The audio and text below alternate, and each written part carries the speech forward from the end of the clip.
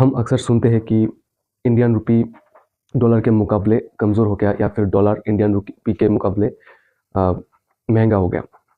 लेकिन सवाल ये है कि इंडियन रुपी होता क्या है? इंडियन रुपी का वैल्यू डिसाइड कैसे होता है? तो हम आज आसान भाषा में समझेंगे कि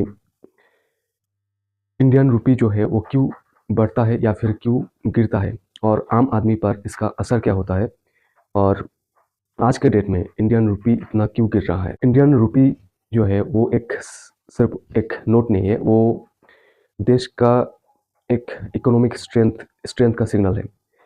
हम जब बोलते हैं कि $1 इज इक्वल टू 90 रुपीज़, तो इसका मतलब ये है कि इंटरनेशनल मार्केट में हमारा जो रुपी का जो वैल्यू है, परचेजिंग पावर है, वो कम है। मतलब आप दुनिया से कितना खरीद सकते हो। हम एक डेवलपिंग कंट्री है, तो हम मशीनरी, इलेक्ट्रॉनिक्स, क्रूड ऑयल वगैरह बाहर से इंपोर्ट करते हैं। हम जब इंपोर्ट करते हैं तो उसका पेमेंट जो है वो डॉलर में होता है। हम जब डॉलर यूज़ करते हैं तो डॉलर का वैल्यू बढ़ता है और रुपी का वैल्यू कमज़ोर होता है।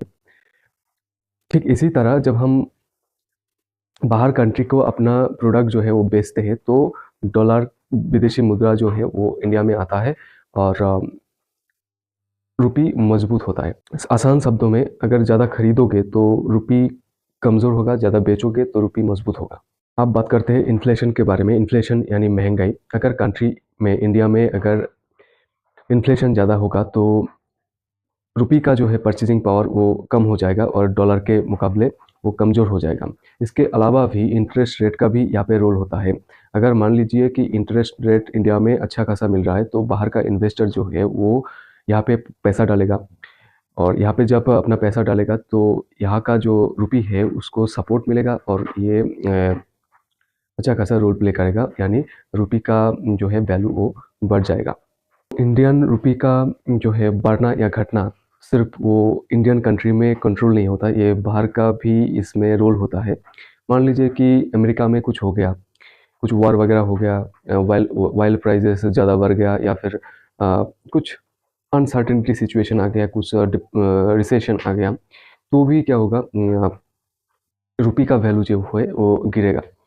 मतलब इन्वेस्टर लोग जो है ना वो सेफ करेंसी ढूंढेगा और अभी तो सेफ करेंसी डॉलर को माना जाता है।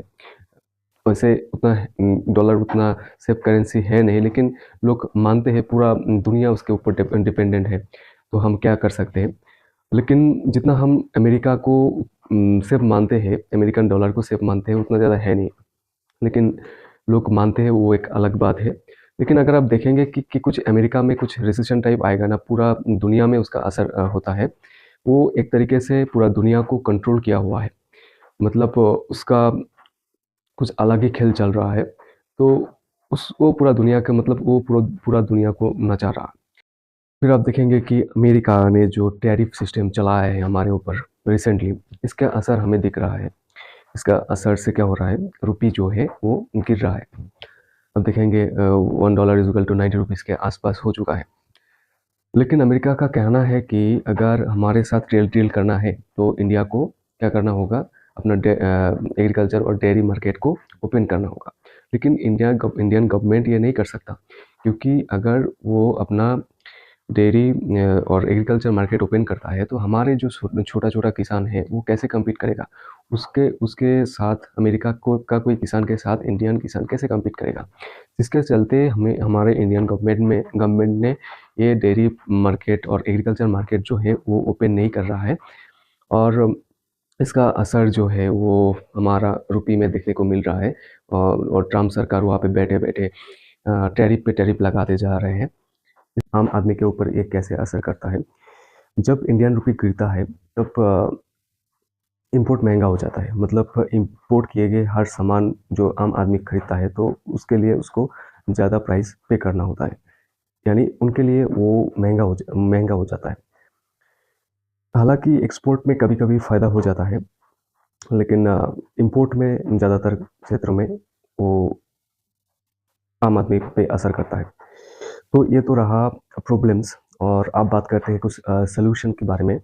तो इसका सॉल्यूशन में आने के लिए हम लोग को जो है चाइना के मॉडल अपनाना होगा। चाइना ने जो है वो एक अपने देश को एक मैन्युफैक्चरिंग हब में कन्वर्ट कर दिया। वो इतना सब प्रोडक्ट इतना मैन्युफैक्चर करता है ना, तो मैन्युफैक्चर करता है फिर उसको आगे बेचता है।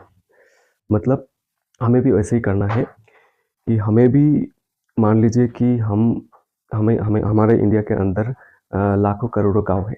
हर गांव से हर गांव या फिर हर सिटी से एक दो आइडिया में हम कुछ करते हैं या फिर उसको आगे एक्सपोर्ट करते हैं, तो ये जो है हमारा रुपये का जो डाउनफॉल धीरे धीरे वो अप ट्रेंड में बदल जाएगा।